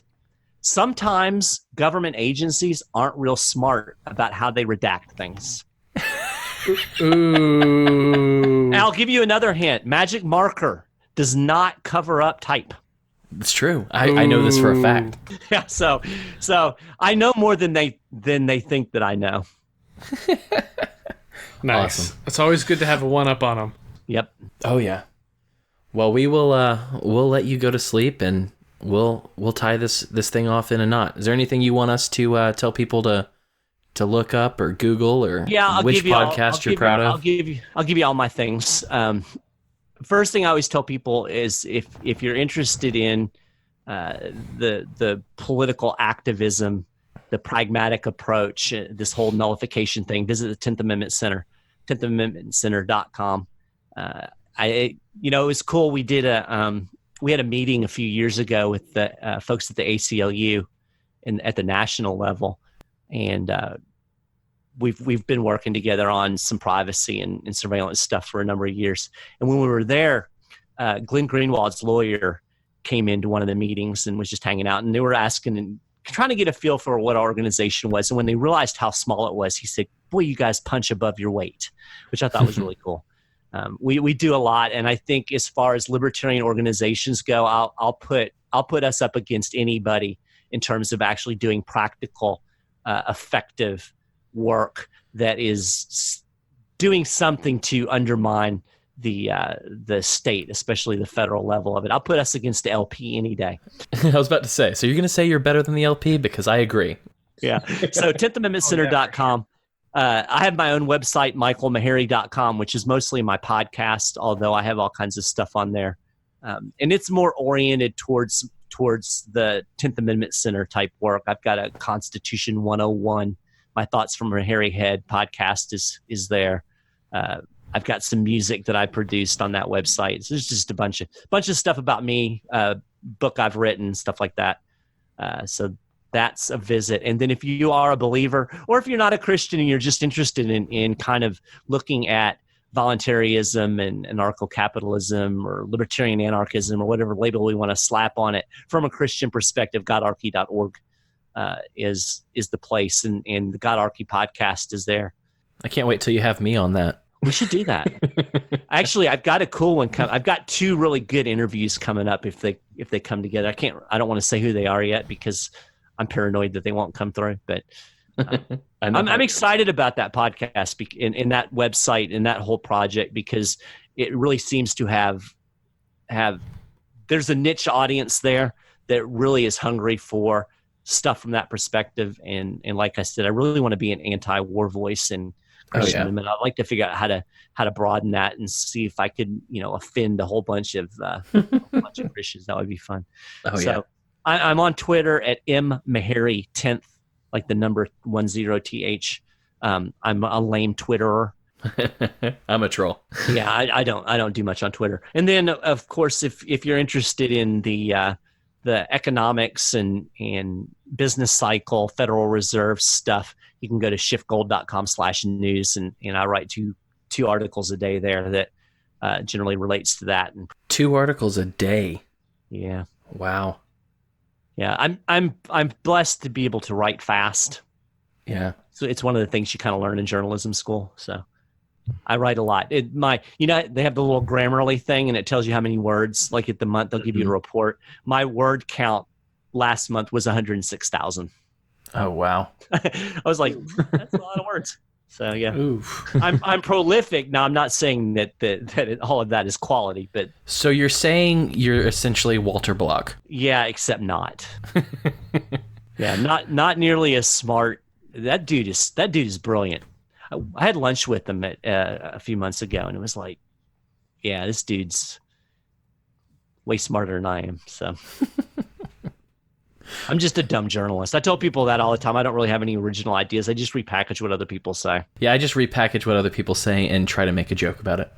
Yeah, and I think that's good. We need humor because there's a little bit of lack of that in some of our circles. Sometimes everybody's I'm so serious and and that's our whole thing. Actually, that's our whole thing. Is we've said this before, but there was I won't name the name because I have harsh feelings, but there was a show that I listened to for a while that was pretty news centered, and then once I stopped listening to that, I kind of fell off for a while. And so when me and Phil were talking about this, I was like, I want to do news, but I want to do it late night style. Yeah. And so that's our deal. And so hopefully we eventually get more than, 50 or 60 people to listen to us. But, well, we'll get there. Here's some things that I've learned. Most podcasts don't have nearly as many listeners as they want you to think. Mm-hmm. Like if you're getting over 100 downloads, you've got a pretty successful podcast, to be honest. I mean, I think probably 90% of your podcasters aren't getting that many downloads. So if you're at 60 at this point, I think that's probably a pretty good start. That's like reading. Most books sell less than 500 copies. Wow. Yeah. I mean, and it's interesting because if you talk about going off the rails, but this is an interesting thing to me, just the dynamics. Like if you share an article on Facebook, I've had some articles that have gotten you look at the stats on Facebook and there'll be 75 likes and 83 shares. And, you have this great reach. It reached 10,000 people or something. And then you go look at the website, how many people actually clicked that article? 45.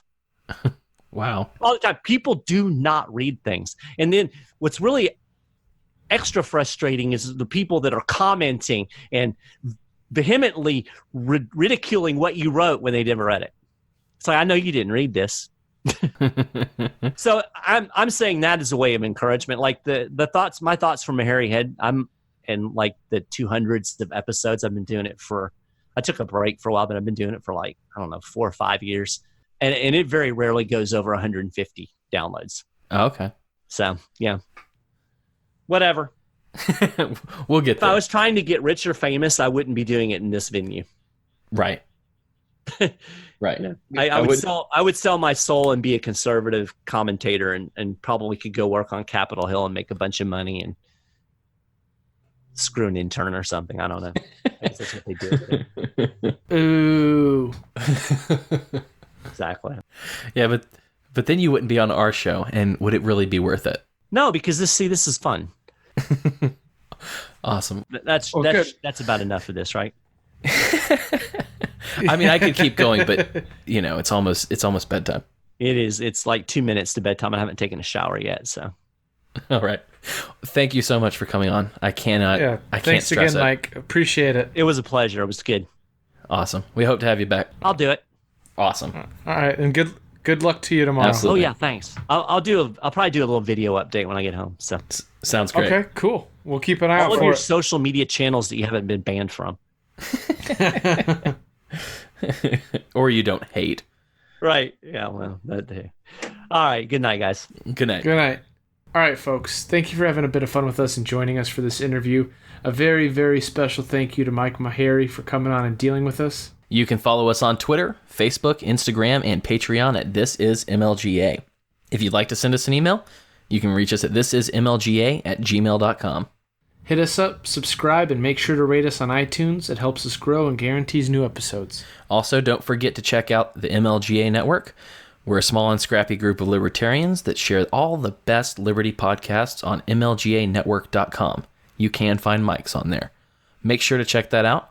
And we're still working on some new shows, so keep an eye out for those. We're happy to be here, and we're happy you're with us. Stay sane, everybody. I'm still here.